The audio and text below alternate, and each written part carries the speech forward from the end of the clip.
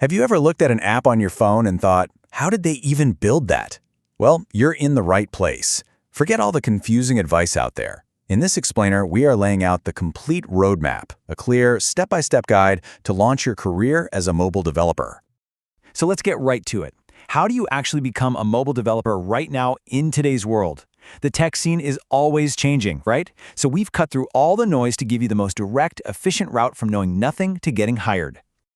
We've broken our entire roadmap down into 5 simple stages.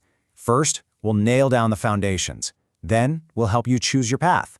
After that, we'll map out the entire learning journey, show you the essential tools, and finally, the best part, we'll cover how you build a killer portfolio and get that job. All right, let's kick things off with Section 1, the foundations. Look, before you even think about building an app, you've got to build a solid base.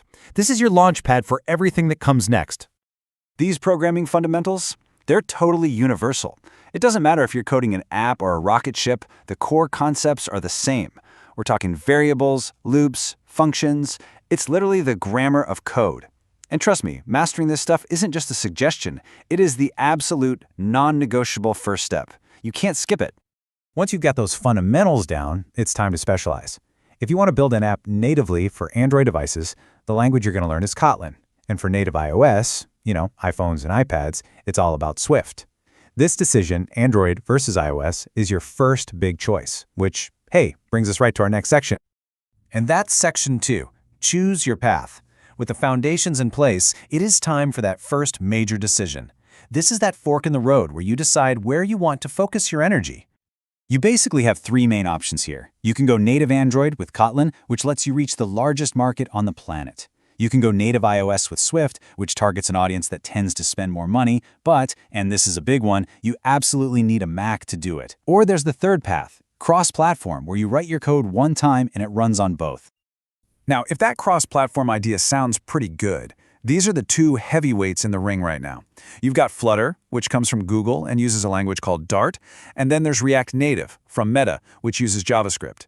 So if you're coming from a web development background, React Native might feel a little more familiar. Okay, on to Section 3, mapping your journey. You've made a choice. So what's the actual game plan? Let's break down the step-by-step learning milestones for each of these paths. If you're going the native route, the roadmap is super clear. First, you get really good at your language, either Kotlin or Swift. Then, you learn the core platform stuff. Now pay really close attention to Step 3. Adopting the modern UI toolkits, like Jetpack Compose for Android or Swift UI for iOS. This new way of building user interfaces is the future, and it makes your code way simpler and more powerful. After that, you'll tackle networking, some advanced topics, and then the fun part, building actual projects. The cross-platform journey is pretty similar, but with a few key differences. You'll master a framework like Flutter or React and learn its building blocks.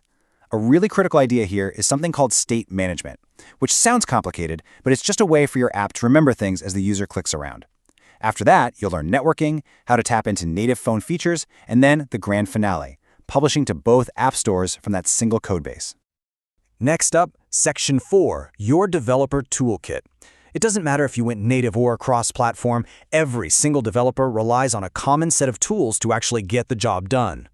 So these are the universal tools of the trade. Everybody uses Git for version control. Think of it like a time machine for your code. It's a lifesaver. You'll live inside an IDE like Android Studio or Xcode. You'll master debugging to hunt down those pesky bugs, and you'll write tests to make sure your app doesn't break.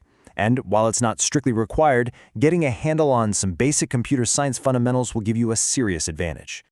And that brings us to Section 5, the one we've all been waiting for. Build, ship, get hired. This is where we take all that knowledge and all those skills and turn them into an actual career. So what's the magic number? The sources are really clear about this one. To be a serious job candidate, you need a portfolio with 3 to 5 solid, well-built applications. And I'm not talking about little practice exercises. I mean complete, functional apps that do something useful. So what exactly makes an app solid? It's about showing you have professional-level skills. Hiring managers are looking for things like clean architecture, which proves your code is organized. They want a great user interface, offline capability so the app still works without internet, a login system, and slick animations. This is basically your checklist for building projects that get you noticed. And this quote right here is absolutely golden. Having your code on GitHub is great, But having a real live app on the App Store or Play Store, that's a whole different level. It proves you can see a project through from start to finish, and that is a massive signal to any employer. Landing that first job is really just the beginning. This isn't just about getting one role. It's a whole career with a clear path for growth. You can go from a developer to a senior engineer, start leading a team, design huge mobile systems as an architect, or even move into managing other engineers. The sky's the limit. So there you have it. The foundations, the different paths, the detailed steps, the tools, and the clear path to a career. The entire roadmap is laid out right in front of you. The only question left is the most exciting one. What are you going to build first?